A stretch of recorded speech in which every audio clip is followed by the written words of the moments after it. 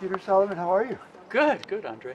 Nice Thanks to connect. Yeah, really nice seeing you here at the Yeah. EMR conference in Santa Cruz, California. Yeah.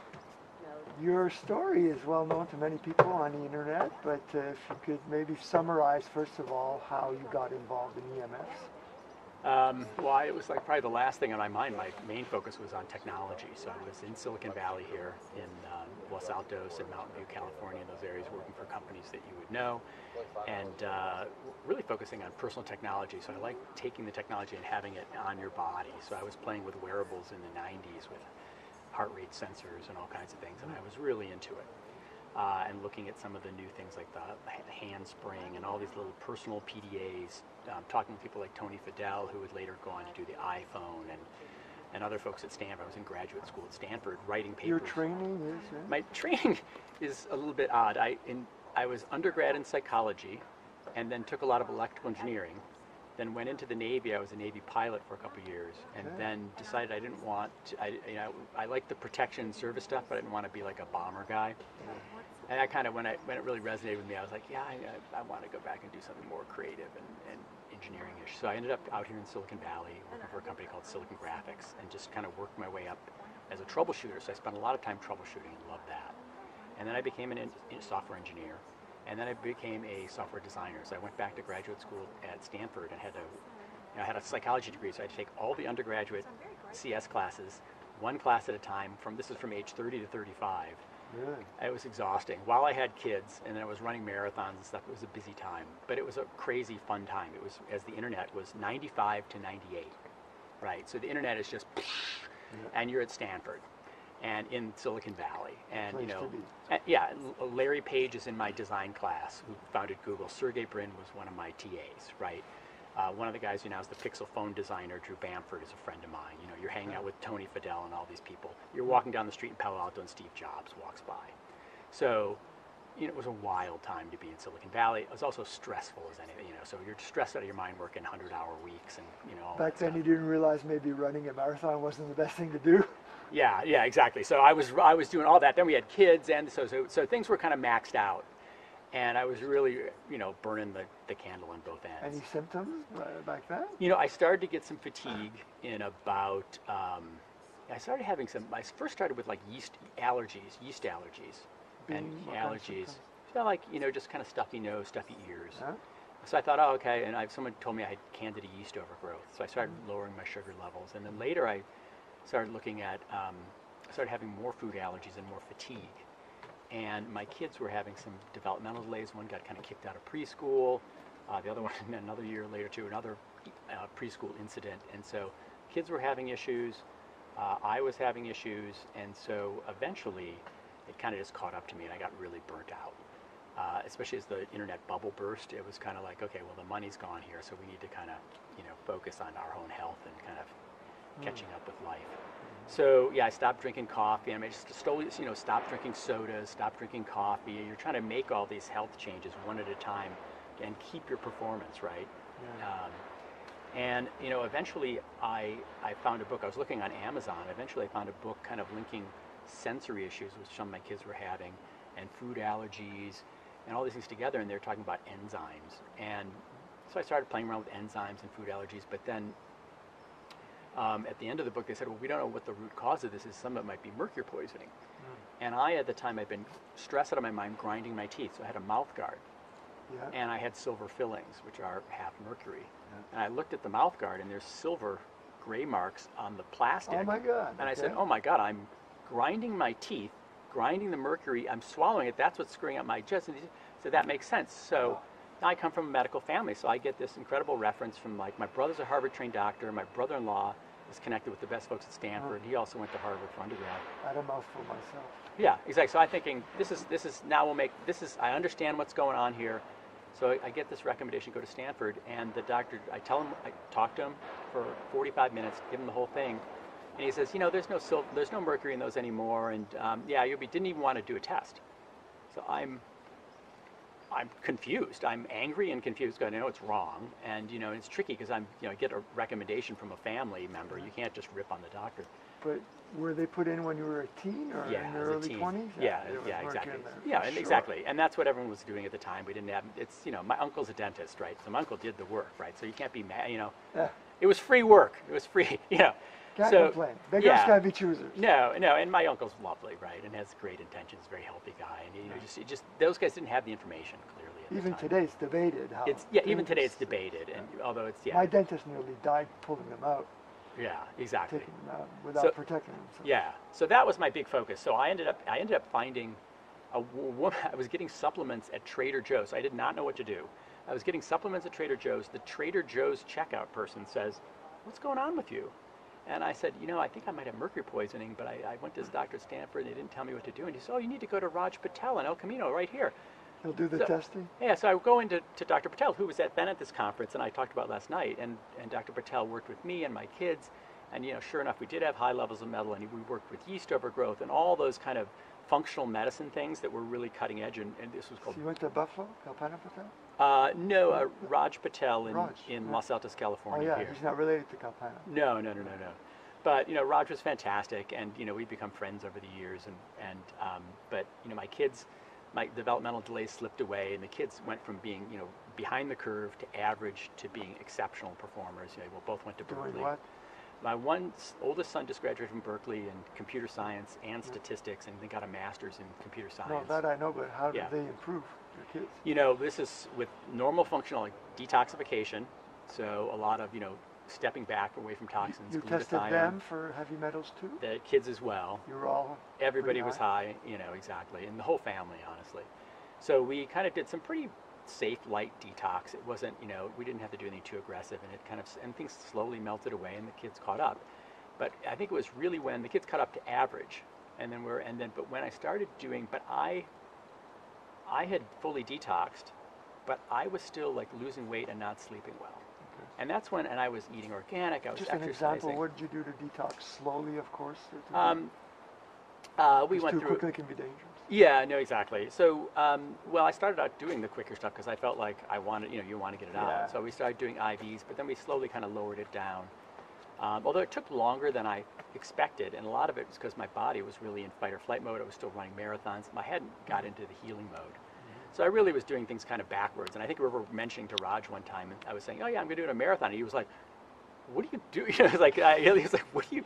Like, dude, you need Not energy. the right time, yeah. It's like not the, you know, and I just, it didn't register for me. We're so, you know, in America, we're so go. Yeah, a little bit. performance. Performance, and it, you know, lessons learned. Okay.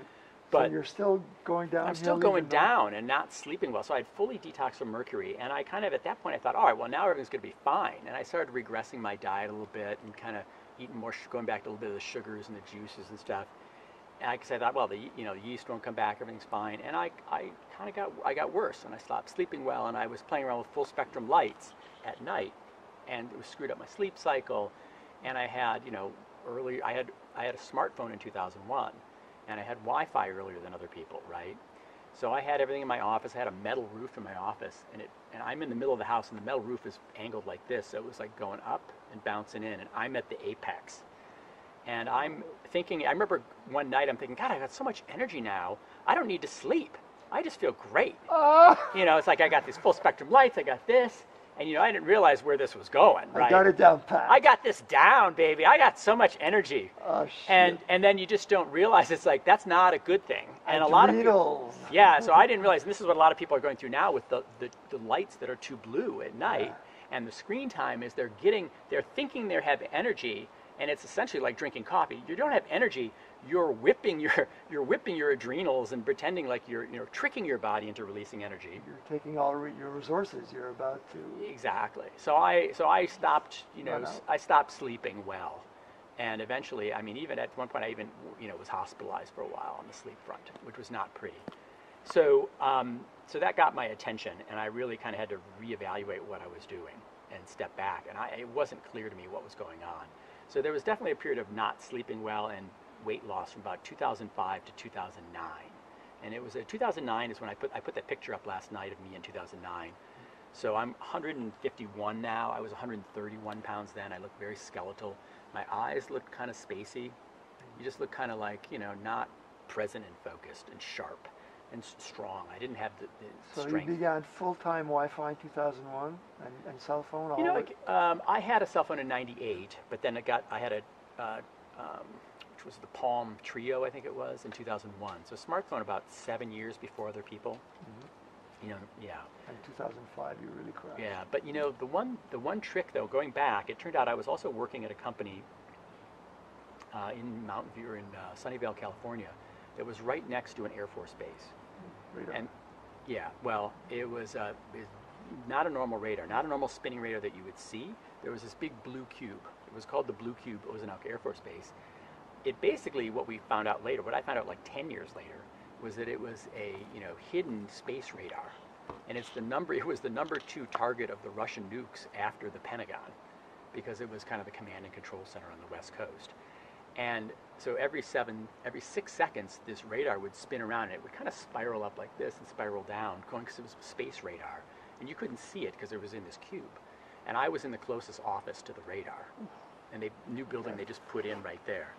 So I was getting slammed, and that's when I thought I had mercury poisoning, but that's when my body was in, like, your body's in fight or flight mode, so you're not detoxing so much. So, interesting lesson learned. And I had a little post-traumatic stress from being in the military, too. So I kind of, at that point, was realizing, talking about detox and thinking about how to get the body out of that mode, and so I was playing around with that as well. And then I started becoming really electrosensitive. So kind of feeling, electric fields a little bit. Started to be able to feel cell phones next to my head. I remember instinctively one time putting a cell phone up and just kind of throwing it away from my body, just kind of almost instinctively threw it away. And I thought, God, that's crazy. What is, I can't believe I'm doing that. I love technology. But my brain loved technology, but my body hated it. Yeah. My body wanted to be out in nature, like where we are now. So I eventually, we had good luck of going through an IPO, and so in 2000, a public offering, a company going public. Oh, the company. So we made some money, and so I decided we really need to focus on the kids and on my own health. That's the priority, because the money, we got enough money to send the kids to college, but if the kids are having issues and I'm not, I need to be around. I'd like to be around. So, things were not going well. So yeah, I took time off, and I spent a lot of time in nature, hiking, and just turning off all the phone, everything, just doing what my body wanted, and actually just following my instincts. And it turned out, yeah, my body, I was happy. I was actually really peaceful getting out here in nature and hanging out and just looking at creeks. And my body would start going parasympathetic, and I would just be calm and peaceful. And I'd say, falling asleep. I'd be like, oh, what's this? This is new. Yeah, you don't have to be anxious and run around all the time. So that was the beginning of your treatment. Your intuition just told you to kinda slow down. You didn't do 1,000 treatments from the start. Well, I didn't have any way of talking about the EMF thing, really. All I knew is I felt better in nature, and there were times when I especially didn't sleep well that I would just kind of bolt out and go to nature. And a couple of times I even slept in the car. Like, I couldn't sleep well at my house, but I started learning I could sleep well taking a nap in a car out in nature. And you started cluing in, it's like, oh, I feel good here, I don't feel good here. And I was hearing a noise. I was having tinnitus or microwave hearing. And it was driving me crazy in this new house we moved into. And I thought it was I couldn't figure it out. I thought it was we didn't know it was wireless or what's going on, and it was tricky. So then you'd go out in nature and I wouldn't hear it. And people would say, well, you have ear ringing or tinnitus. I'm like, but not all the time. And I would go in certain buildings and I would hear it, and then certain not. Yeah. And I was trying to figure it out for the longest time. It's all in your head, Peter. Yeah, it's all in my head. So, eventually I got connected with a building biologist, and they started measuring things. What year and who? This was maybe 2007. Stephen Scott came out and started measuring things, and I started focusing on magnetic fields. Mm-hmm. And then I didn't really get all the other measurements and the electric field thing, so I just kind of started doing, I was really sensitive to magnetic fields, and just reducing some of those, having my own meter helped. And then we started having building biologists living, in the area. Alex Dadner, Larry Gus was training Alex Dadner, and so Alex would come out and start looking at the house, and we'd get magnetic fields under control and electric fields under control, and then wireless. You got to the top in the all country. Yeah, no, exactly. They're phenomenal, and they're just nice people. Yeah. And but then I still hadn't even done. I was a little bit still leery of like wireless. I still had wireless going. I was kind of like, well, that's just wireless. We're always negotiating. It was a long time, because this is like, I love technology. Yeah. So this is really a long journey. But eventually also I figured out Dirty Electricity, which had just come out with Sam Milham's book. And I can't remember how I got the book, but I read the book, and I called up Alex. I said, have we measured dirty electricity? He goes, oh yeah, we measure your house. And I was like, well, you didn't give me the number. I need to, once I got into dirty electricity, that really turned me around. So the dirty electricity in the bedroom was a big one for me. And so Alex didn't see it? At the time, it has just started coming out. I mean, we really didn't have meters for The that. meters, yeah. Yeah, the meters, and the building biologists, it wasn't credible yet enough for I that. know, it took a while. At the early time, yeah, exactly. Till Magda came down. Yeah, I don't know how that Speak to worked, them, but yeah. it was perfect. But it was just the right time, because I read Sam Milham's book, and then I bought all the equipment and started plugging in and playing with it. And as soon as I started plugging it in, I started sleeping through the night better. I put 10 pounds on back. I went back from 131 back to about Just 140. the filters, essentially? Yeah, just the filters. In about a month, I had 10 pounds back on. I was sleeping. My body started to kind of. I don't know if That was you're a aware turning of, point. you've heard of Paul Heroux, H-E-R-O-U-X? Yes. He's in McGill. Yeah. We're organizing a talk with Anthony Miller. That's who I confused you with. Yeah, exactly. Yeah. He's a physicist. He used to work for Hydro-Quebec. He confirmed that dirty electricity is the most noxious forms of all EMF, of the non-ions. I would believe that, especially because it's magnetically carried and it goes through your body. But Sam's paper, La Quinta School, Yeah. Oh, the they Quinta School. I saw that. Uterine, thyroid, and skin cancer. Yeah. So he said it's a universal cancer. It feeds all the cancers. Exactly. Usually a toxicant will target a single organ. Yeah. Or two, And it's just everything. Yeah. So that's really nasty because it's always No, I changing. went and visited Sam, and I've been to the La Quinta School, but that was a big breakthrough for me. So I've been playing with dirty electricity since 2009, trying to lower levels, and I've played with every single meter, and I've just found another one today, the sine tamer. You've become an expert yourself. Yeah, no, I did, because I'm an do engineer. surveys in people's houses? I did work a little bit with autistic. I was doing free surveys for autistic families and learning about that, and trying to come up with protocols for autism. So what happened is I learned about this and the dirty electricity thing, and then in 2010, some doctors came to the Commonwealth Club, and I think Magna or Camilla Reese organized that. Yeah. And I went to that event. I'd never heard scientists talk about this. Now, I'd also been concerned about environmental factors in autism, which was kind of related to what my kids were going through, and I was concerned about that. And so I said, there's got to be something environmental going on here. And I was really focused on mercury, or toxic metals at the time, and I was funding work with Cure Autism Now and other scientists at Stanford. And they kept saying, look out for the calcium channels, because that's, the big genetic risk factor. We're not seeing one gene, but we're seeing all these genes along the calcium channel. Channels specifically with autism? That's the largest genetic. There's about 1,000 genetic risk factors with autism, but when you cluster them up, I think Martha Herbert looked at this, you look at about 667 of the genes. The largest cluster of the genes were associated with calcium channel signaling. And that... So, are there many causes other than EMFs or RFs? Yes, a lot of things interfere with calcium. So there's a long triggers. thing going on there. But then at the Commonwealth Club, I heard them measuring calcium efflux and influx from calcium interference from, and they said about 1 in 100 people are electrosensitive, and there's calcium interference. And I'm thinking, this huge light bulb went off for me of like, wait a second, autism is like 1 in 100 so-and-so. At the time, it was like 1 in 100. Yeah. And we have calcium channel going over there. These might be related. So I ended up getting connected with Cindy Sage, who had done the Bio Initiative, and reading through the studies, which I had never seen. And I'm reading about blood-brain barrier breaching and all these factors. And I had befriended Martha Herbert at Stanford, or at Harvard, on autism. And I asked her if she would, review some of this stuff. And honestly, she called me back. You're the one who asked her to do the study? Sure. Yeah, it was you. Yeah. 550 papers plus. Yeah, exactly. And well, she's just amazing. Yeah. Well, so she called me back, and she and I have a good relationship. She called me back kind of like a little bit swearing, basically, calling like, I cannot believe what I'm reading here. And so she and Cindy really set her up. It was a fellowship. She developed a method to codify all the symptoms. Well, not yet. Well, what she did, cross-reference. Well, what she did, what was just smart, is I said, hey, well, autism's going up and EMFs are going up. And she goes, no. If you do that, they're just going to say association is not causation. Right. So what she did, which was much smarter, was to do. She said, here are all the known symptoms of autism. Right.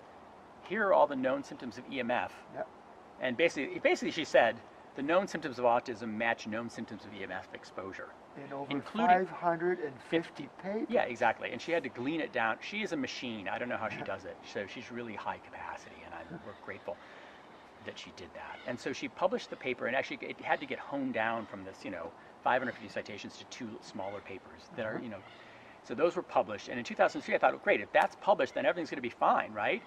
Well, a lot of the What science. do you mean, fine? I thought everyone's going to accept everyone's it? going to understand it, and everyone's going to get it, and whatever. No, it's the like world crickets. will change overnight. Oh God! All right. So no, it was just crickets, and I mean, some people kind of got it, but it was still kind of crickets. Like, how do we? So, and then I eventually found Martin Pall, and so Martin Pall was talking about the calcium channels and autism, and I get on the phone with him, and I said, "Tell me about what's going on." He says, "Well, we think that the EMFs causing DNA damage, some of the de novo mutations that are associated with autism, which is a key factor." So he basically linked up everything that I had known about, and he didn't focus just on autism. He said, and we have chemical factors coming in from here, so forth. He didn't bring in mold, but he talked about just chemicals and EMF, and I basically matched my experience, what my kids had gone through, what I had gone through, and it just made sense. So I asked.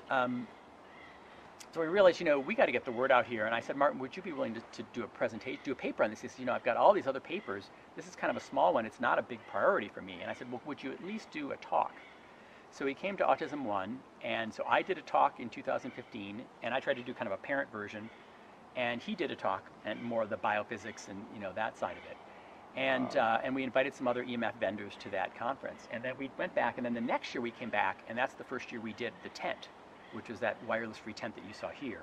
So we have this tent that, you're outside, you're in, 5,000 microwatts or whatever, and then you go inside and it's close to zero. We have to do that in Montreal. Yeah, and what we've learned also is that I thought people would just read the science and do that. And, luckily I had a background at Stanford. When in graduate school, I took this course on persuasive technology, which later became the Persuasive Technology Lab from BJ Fogg runs. And I learned all these communication influence tactics that are used in merchant of doubt, in marketing, but also in merchant of doubt. And so it's perfect training for me. But one of the things we learned in that field from some other folks is that people, they like to think that they're making decisions based on thought, but they're really making their decisions based on feelings and sensation. And what I realized is I could give people a felt sensation at my office, which I finally built a safe office for myself, and I was sleeping well and everything, and I just went whole hog there. So I was trying to share that experience. Safe psychologically because No, you and told them measurably. it's forever. Oh, no. When they saw the figures.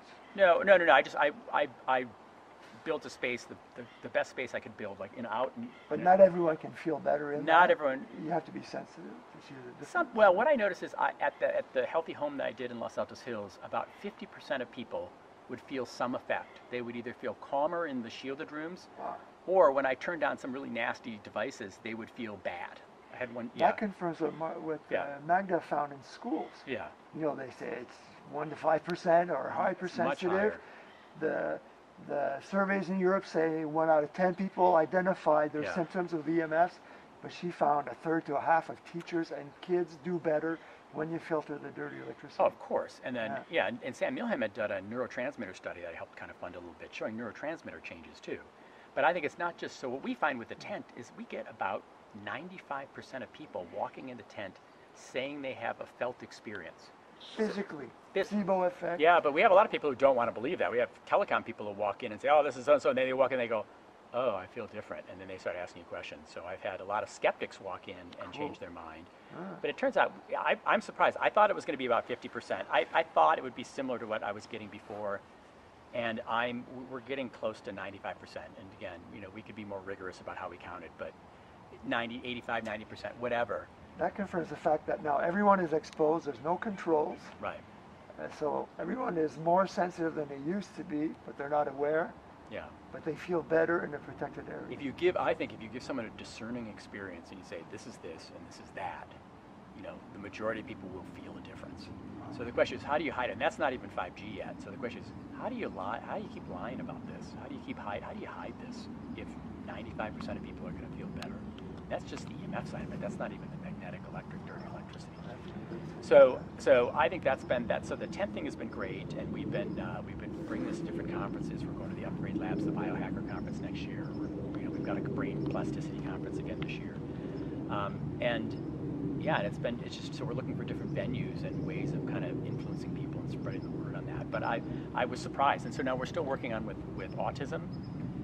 We're still working on protocols to come up with somewhere in between Dr. Yelter's protocol. Do you know Dr. Yelter's protocol? So that would be all. That she just turns off the baby monitor, cordless phone base station. Cell phone. Cell phone. Clearly no cell phone or Wi-Fi. any wireless in the room. But then you start with the big constant emitters. So the baby monitor, the Wi-Fi, the cordless phone base station, and then we'll also turn off a circuit breaker in the bedroom just to cut out dirty electricity. And that's a free protocol people can try just at night. Yeah. Just at night, like lean into it. Because the father doesn't agree, doesn't want to do it 24 hours. Right. Well, that's another big one. We frequently find, so we try this, and we've had, Dr. Yelter found, I think with 12 patients, she had about 80% improvement in 2 weeks. And some of them were pretty rapid. She had a nonverbal autistic. That's what, 12 hours at night? Well, it depends. People, 8, 10 hours. I think she's pushing for a 12. Yeah, exactly. Really conservative. Yeah, and it's on it during the day. She had one nonverbal autistic boy, so this is hard to call this a placebo effect. One nonverbal autistic boy had never spoken. 3 days on this protocol, which costs nothing, he blurts out a full sentence, to his surprise and his mother's. Mother, give me the knife. He said, pass the scissors or something like that. Yeah, I can't remember the exact thing. And he was a violent kid. So no, he was a night. I was wondering, what do you want to do with those scissors? I don't know. You asked Toro for the details on that, but it's mind-blowing. That's like the ultimate go story of it's like, why would you not try that? It's free. No, I don't know. I think it was her. She mentioned the mother was afraid of the kid. The kid was so violent. Oh, yeah. They're thinking of placing him somewhere. Oh, in an institution or something. Yeah. This is heavy stuff. No, and so it's a big deal. And so we've been playing with that protocol, and that's out on the internet, and thousands of people have tried that and played with it. So now they're calmer, they're socializing, they're talking. Yeah, we need to do a better job. I mean, Martha Herbert and better focus. Yeah, and so we've got a lot of anecdotal data. It's working, and a lot of people, it's happening for people. And we know the mechanisms. We know why this happens with the calcium channels. Did you testify on the website, The Path to Recovery? She told me she's part of a group of health professionals and hundreds of parents in the States whose kids were, told by the doctors, we can't do anything for you. Yeah. And I give talks in libraries across Quebec, and there's 17 things they recommend. One of them is EMFs. 5 of them touch food. But they have a document called The Path to Recovery, and they're making a movie about testimonials. Is it documenting hope? Yeah, that's it. So exactly. That's so I'm connected with. So you're in that? Not in that. No, I'm not in that. But I know the crew, and Martha's been working with that, and some of the I'm connected with some of the other folks. She really opened my eyes to so much. Yeah, but the next step is her idea again, which is brilliant, is to try to have like a clinical database and start recording this, so that we start recording the before afters, the after numbers, the symptoms, the ATEC scores, which is the Autism Symptomology score, and then we can start tracking what's going on across. So we don't have to wait for the research. The clinical practice is the research. Just comparing with the EMS before and after? And it's not like we're trying a new drug. We're removing something that hasn't been tested. That we're stopping. You're not going to go to jail for that. I don't think we're going to go to jail for that. Yeah, exactly. It's like yeah. So that's kind of where we're moving. I'm a little slower than I want. I'm a little behind schedule on some of the stuff, and we're trying to come up with a protocol. Now you've reached hundreds of families? Oh, we have 2,000. We have more thousands. Thousands. So we're trying to scale it up, and so we got Dr. Yelter's protocol, which is great, and we've got building biologists. But is there going to be a scientific paper with these thousands of families? We'll see how this goes. I mean, we'll see how this goes. I mean, I'm more. To me, it's like there's a fire, there's the exit. So like waiting for a paper is not really the priority. We got a paper, we've got enough. I think we've got enough evidence to take action, and so it's clearing the path to action and making it easier for people, making it more credible for people, so they feel safer to do these things. Have you thought about going to medical schools to talk about this? Sure, we showed the film Generation Zap, which we helped produce at Stanford Medical School at the UN Film Festival. Okay. Had a panel with doctors. Oh yeah. So yeah, and I've been funding work at Stanford. So you weren't ridiculed when they saw this story? No. They're asked very serious questions. It's all. Okay. So this is some of the straight doctors are starting to open up their minds. Where's the evidence that it's safe? I mean, they're making assumptions. The same assumptions I made when I was in industry. I thought that this was safe and well tested, and that there was no evidence. I didn't realize how much kind of essentially lying and fraud had gone on. Because I'd like to speak to doctors who are like sitting on the fence and now saying, "Oh, this is serious, and we should maybe." Yeah. do studies on. No, that would Are be they a good, really all afraid of losing their jobs if they talk about it? well, it's a tricky thing for them. Even if they know about it, the doctors aren't really well trained in environmental medicine. It's outside that's their what wheelhouse. Paulie says. You need another partner. Biology, chemistry, physics, engineering. No, exactly. Well, we need social responsibility in tech to start testing things for health. We need requirements for safe technology. They claim they're going to do that with IoT and 5G. No, they're not going to. No, there's no intent. Matter of fact, Well, I don't think Montreal, you should come up. they can. Okay. We have the top researcher in the world in IoT, in IA. Okay. He was offered jobs by everyone around the world, and he chose to do it in Montreal. So he's got an amazing team. I sent him an email asking him, what do you think about EMS? Oh, not my field, no idea, Right. But I saw him in interviews, and he looks like a good person. So some of these people, sooner or later, are going to say, well, this is an important issue. Yeah. I mean, it's hard to continue on just BSing, which is essentially what's going on. The merchant to doubt tactics can only go so far. More than BS. It's really, more straight up fraud. Yeah. How would you say it? It's criminal. Yeah, exactly. It's the Nuremberg Code, which is violent. not respected. Yeah. Yeah, exactly. We're all guinea pigs against our will. And it's the worst thing. I never imagined that I'd be in this situation or that this was going on, and now here we are in the middle of all this. And let's just see. We're going to take the best steps we can. So you're devoting your life, you're full time. Yeah, pretty much. Yeah, pretty much. Yeah, exactly. It's Sunday morning in a September, and here we are. What are you doing this week? You go back. What are your projects? Well, what's your schedule? This week, Jolie Jones, who's also been kind of public about her electrosensitivity. The daughter Quincy Jones' Quincy, daughter. Yeah. She and I become friends. And we're going to hang out. She's going to come up to my place in Los Altos Hills and spend the night. Say hi to her. Nights. I think. Oh, she's fantastic. Yeah, exactly. So we have a lot of artists. We have a lot of people, a lot of songwriters and actresses and so forth that are electrosensitive. Some people are coming out and talking about it. Some people aren't because they're worried about their careers, worried about people thinking it's a mental health issue. Some of us have just come out and talked about it, and it's, I'm glad I've done that. I haven't really gotten any backlash from that. So, so we're going to kind of hang out and reconnect. We haven't connected in a while, and get ready for our next conference, the next talk. I got another talk at an autism conference. I got to redo it and kind of. We just keep one step at a time. So that's what you're focusing on, the autism. Not just autism. I think actually autism is not going to get solved inside the autism community. In order to stop new cases, we need to reach it out wider. Yeah. So we have, we have a team. We have communication strategists. We have all these different groups. We have philanthropy projects or funding projects, research and transitions, and then we have. How about psychiatrists? You should have Martha come down and give a talk. Potential. Martha's going to be out on the West Coast for a private philanthropy group that's focused on brain plasticity, and that's a good start. At least try and bring her back to Stanford. Yeah, potentially. But one of the big root issues is it's not just the doctors, but it's the funders don't feel safe funding the area too. So we need more philanthropists and funders. Someone told me yesterday she blocked. What was it? Yeah. But she called the city's insurer. Yeah. Saying, well, I'm going to sue the city, your client. So the insurer called the city, said, no cell tower here. Yeah, exactly. That's a great. Wow. I like working with insurance companies as a leverage.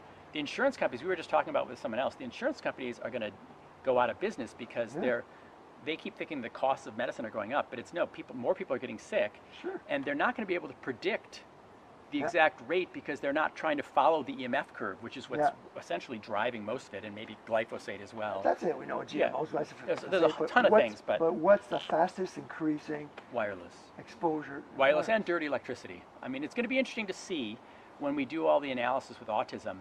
What's the biggest component? Is it the electric fields, the magnetic fields, the dirty electricity, or the wireless? And if I look back and say what's changed, which is a big troubleshooting thing, I would say. Clearly switching power supplies. Well, actually, DEC going from analog to DEC in the mid-'80s, which is when autism cordless started going up. Yeah. So cordless phones going to DEC, and also baby monitors going to DEC, right? And then the power supplies, switching power supplies, which create a lot of dirty electrical noise, are cheaper, but that kind of came out in the same time period. That was the explosion. I think that's the explosion. Yeah. So the question will be, it could be just noise in general. Both of them. I don't know. We'll probably have to lower both, but I'm more suspect dirty electricity, as you mentioned, because it'll go right through the whole body. It's chopping your sine wave. It's really the peaks and valleys. It's rough. Yeah, that was constant. Dirty electricity was rougher on me than wireless was. So ground currents, have you looked at? Oh yes, in Silicon Valley, I've had a lot of issues with. So I still have current in the soil at my home. Someone said there was bad grounding on the system. The electrical systems on are here, all grounded? At the hotel? I don't know. Well, I'm well grounded here, but it's the If pole. you respect code, electrical code, yeah, the issue you're is not fixing up a lot of problems. Yeah, I mean, my house has been, carefully reviewed. It's what did you do at house? The ground leaked. Well, I've had multiple building biologists come through. I don't know, about 5 or 6 people go through, and then I've been working on it for 12 years, and I'm still doing things. And You're with still fixing. audio people and with everybody, But the big issue, the ground current in my area is coming from my pole, the transformer pole, across the way. And I had solar, and one of my neighbors across the street has solar, so there's a lot of noise on the same shared transformer. And then there's not enough, it's grounded right there. There's not enough return wiring.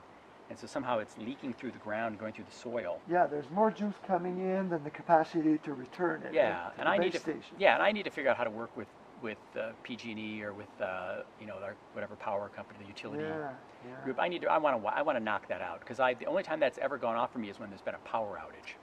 I can turn off the power on my house. I still have that baseline magnetic field. Is there a fire safety issue? Maybe you could pressure them with that. I think that's the one thing we should start focusing on, is dirty electricity, and how capacitive noise on the network creates a higher fire risk. It's bad for business too. And it's less efficient. Yeah, I think when the power factor, when you have too much capacitance, which is the dirty electricity is capacitance essentially, from my understanding. Define capacitance again. Well, I think the balance of how the power works is kind of between induction and capacitance, and the electrical noise creates capacitance, and so a lot of people are fixing it by putting more inductance to balance the power factor, but then some people are putting more capacitors, and it keeps going that way. Like the filters are capacitive. Yeah, some of the original filters.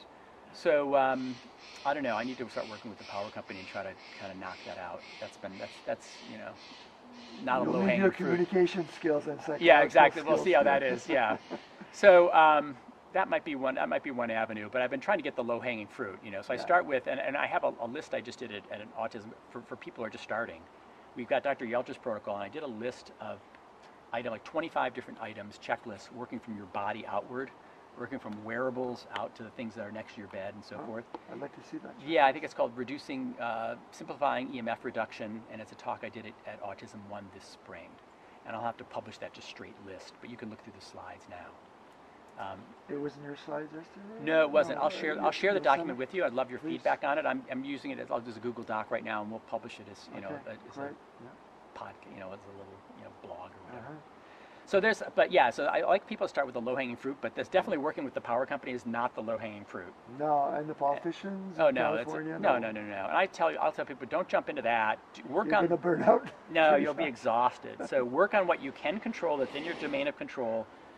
Just telling parents, this kid feels better in school, and he's not as aggressive, and he's socializing. Yeah. That's amazing. No, I think, and you saw Victoria Dunkley's stuff with screen time too. A lot of that's related to the screen time is related. She never talks about EMF, just the screen. Right. So she and I frequently speak together. Yeah. And so she'll talk about the screen time part, and then I'll talk about the EMF part. Okay. And so we she's have not a good, negating it, but she says no. she's We're not very, looking into it at all. This is not her wheelhouse. It's just, and that's a better way. The way she's doing is very acceptable to people. Like she's on Good Morning America and everything. Yeah. But then you lean into. So it's a nice way of lowering EMF without talking about it and making it feel weird. But she'd so be an fantastic. amazing spokesperson. She is. I would say she's the best spokesperson we have on media person. Yeah, but she's never talking about EMF. Yeah, but she's getting the job done. Yeah. And it's helping. It's great. It's so I'm appreciating it. Beneficial on that. It's a good side effect. Just removing the screens. Everyone knows. You're seeing this now in the New York Times and stuff. Everyone knows there's a problem. And everyone's focused, and they know it's about tech, and first they think it's the blue light, first they think it's the addiction, then they think it's the blue light, and then it's eventually people will realize, even if they turn off the screens and so on, and they're still not sleeping, that it's the wireless and the Wi-Fi and the dirty electricity, and that's that's what happened to me. So I just got to do this earlier than other people, and then I got to solve it earlier than other people, and I just don't want people to suffer and flail around for the years I did, and it just doesn't. The artists, I think that may be where you can really. That's where Jolie Jones is an artist, and I think you need more cinema. I think more films, Yeah. short videos, more press. Get Leonardo to talk about it. He's talking about climate change. Well, I'm actually meeting Mark Ruffalo again in October. Oh, He's yeah? a friend of a friend. He's been great. like I don't know if he's into this topic or not, but there are some activists their already. families they're affected. Yeah, people are affected. Like Lisa Naj was saying, these arrogant psychiatrists at Harvard saying it's bull and all that. She says they're probably chemically and they're totally electrically sensitive themselves. They course. don't know it. They don't We even all know are. it. It's really it's hard. And they've been, just like the technologists in Silicon Valley have been kind of over-validated by the success and the money. Yeah. You go to Harvard or you go to Stanford and you're told you know everything, and then people don't realize. you stop learning. Yeah. You stop learning. Since you're from that industry, is it true the jobs and I don't know if it's case the thing about their kids, they didn't want their kids on the technology? Yes, that's true. I would say Steve. Was it the screens or the Wi-Fi? Did he know Wi-Fi was dangerous? I was told that some of the Apple people were briefed along with some of the other CTIA people like in 1999. It's impossible they don't know. Right, and actually, when I talked to Anna Eshoo, who's one of our congresswomen, she said that Gil Amelio, who was former Apple CEO, had mentioned his concern to her a long time ago, way back, off the kind of quietly, privately. So, and I think a lot of people want to do the right thing, and then some people have literally covered it up. Well, the shame is people like you have to fall sick, and now you're helping thousands of people. Well, we're doing it all. But we need more high profile people. No, it's stressful. I mean, you know how it is. It's stressful knowing how big this problem is, and just not, So we need to scale. How do you deal with your emotions? Because you can be.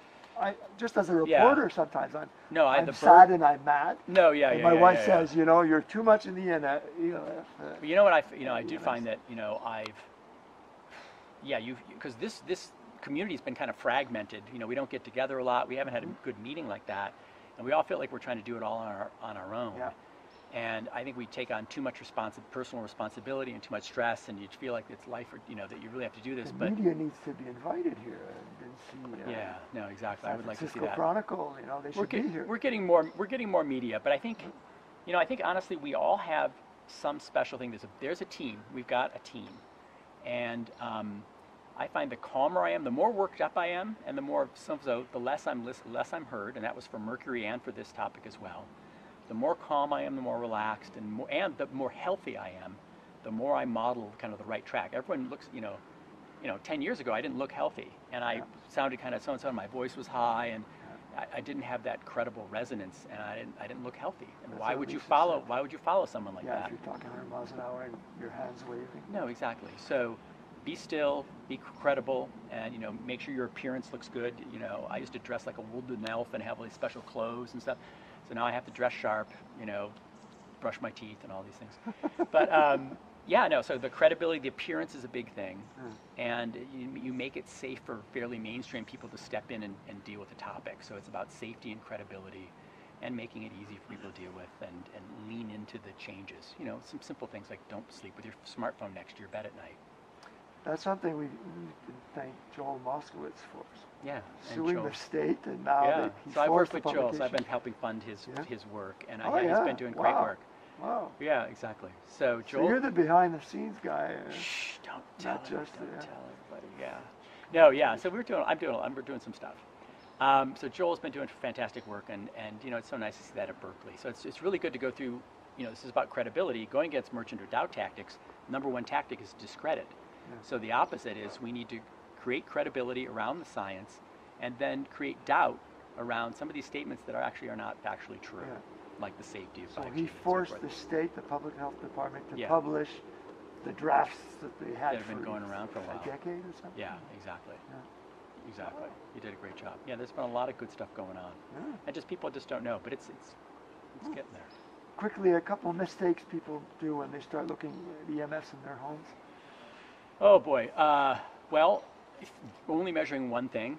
My first mistake was just measuring magnetic fields and thinking that was the whole thing, not realizing I had to measure 4 things at least: magnetic fields, electric fields, 60 hertz. Yeah, exactly. Wireless radiation, and dirty electricity. So those are the 4 things you have to kind of really measure, and if you miss those, then ground currents could be considered dirty electricity in the ground as well. Even a dowser will tell you, geobiologist. Right.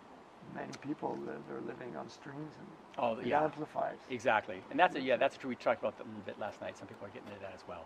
So, but minimally, the most credible stuff right now is this kind of those 4 things in the ground currents, and so that's one mistake. Also, focusing only on the EMF and not on other environmental factors. So as Lisa Nash said, it's really a cumulative total load. Yeah.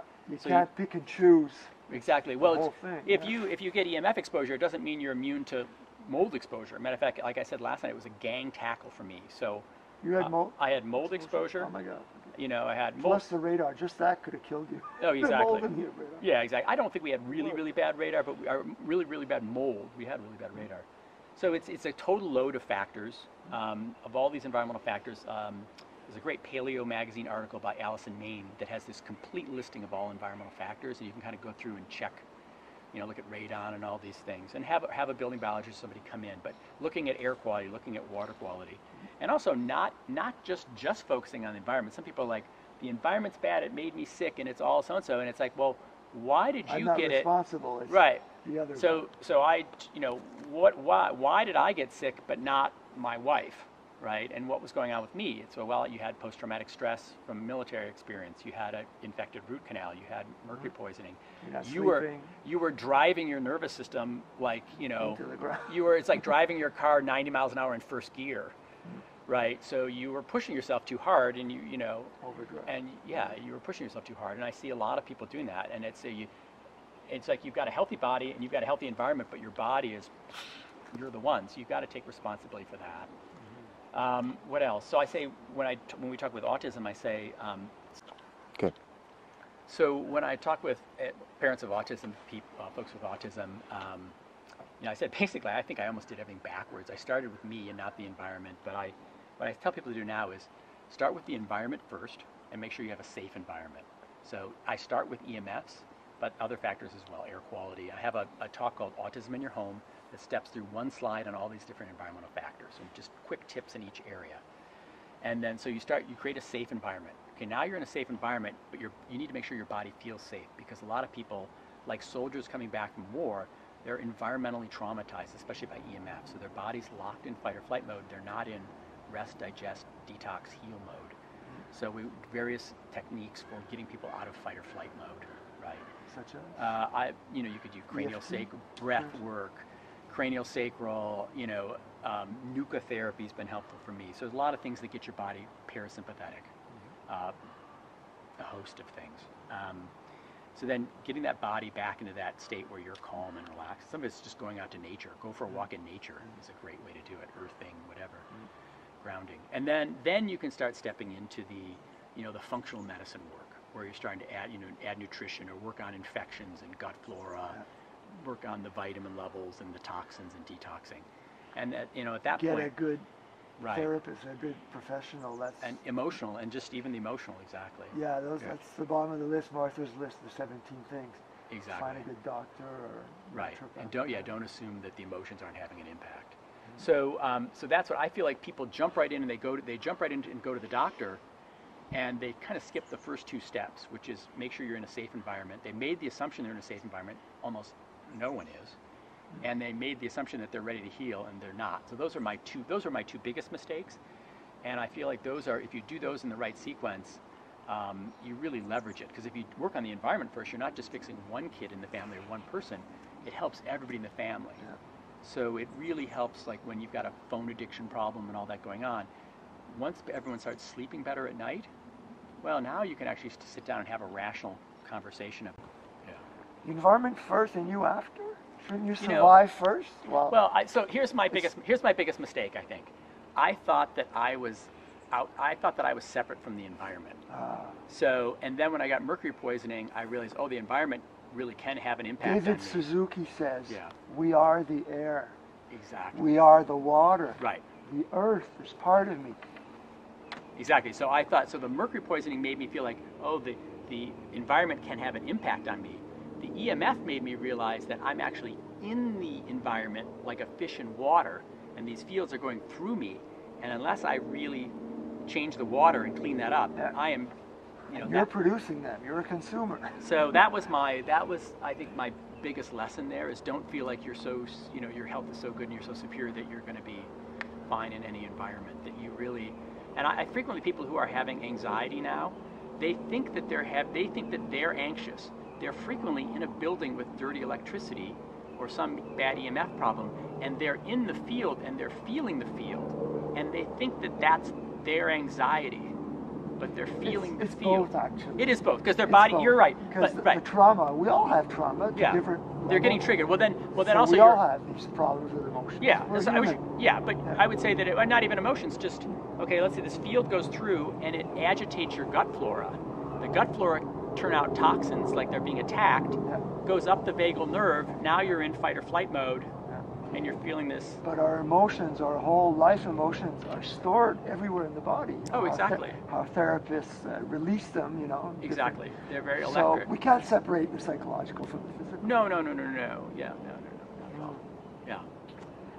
Well, we must do something else, but I could spend the day with you. Exactly. Thank you for the time, but thank you for sharing. That's a good thing about technology. Right. We can really reach a lot of people. Well, there's the good thing about some people have been anti-technology, but this allows us to scale this conversation out to thousands of people that hopefully can have impact. So you have a website? We have a website. It's Clearlight Ventures. If you have a child with autism or if you're electrosensitive, we have a Facebook group called Autism and EMF. We have a couple thousand people there talking about all these protocols and kind of what you do. And there's so many questions as we saw last night. So we're working on these protocols and trying to figure out, what can you do now? What does safe technology look like in the future? What are the requirements for safe technology? How do we make wireless safe? Mm-hmm. How do we kind of keep all these gadgets without impairing our nervous systems and our ability to love our kids and feel well? I'd love to have you come up to Montreal, give a talk. Sounds fun. We should talk about that. We'll bring the tent and we'll have fun. Yeah, well, I was thinking we need a tent next weekend. We've got Tony Miller coming for a talk on preventing cancer. I invited fantastic. him. Yeah, he's driving down. He's another one who's over 90. It's incredible. Good. Thank you so much. Thank you, Peter. Yeah.